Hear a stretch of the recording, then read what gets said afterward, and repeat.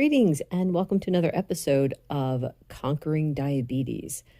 We're going to talk about carbs again.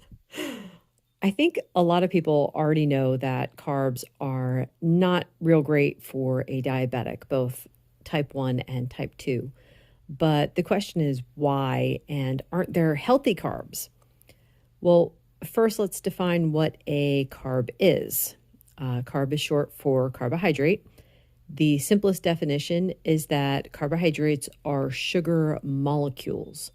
Along with protein and fat, it's a fuel source we can use for energy. I think a very simple way of figuring out whether something is a carb or whether or not it has carbs would be to ask the question, did this come from an animal? If the answer is no, the food or food item is considered to be carbs. Now, our body is going to break down all carbs into sugar or glucose in the system. This is just how it is. This is not something that you can avoid. This is how our system is set up. So once the sugar or glucose is in the system, the pancreas will release insulin to escort the glucose into the cells where it can be used for energy or stored as fat. For a type 1, their pancreas is either not working, so it will not produce insulin, or they're producing a very small amount. For a type 2, their pancreas is still producing insulin, but their cells have become resistant and are not accepting the insulin anymore. Now, I was going to try and give some examples of simple versus complex carbs because everyone is told you want to eat the complex carbs. Those are the ones that are healthy. But what was interesting, so simple meaning that the carbs would be broken down quickly into glucose. Complex would be a slower breakdown. The idea is that if something is higher in fiber, it's going to be broken down more slowly. So what was interesting, though, is that the lists were almost identical. On both the simple list and the complex list, there were foods like oats, beans, and fruit.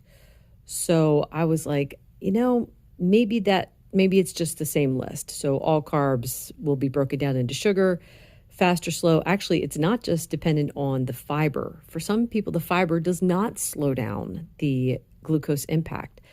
For some people, like my mom, it doesn't matter how much fiber is in it. The blood sugar is still going to shoot up. So I think what it could depend on is how old are you? Are you a man or a woman? How metabolically damaged are you? What kind of medication are you taking? How much do you weigh? How much muscle do you have? How active you are? All of these things are more likely to have an impact as opposed to how much fiber the carb has. So anyway, how do you know which carbs are safe and which ones aren't?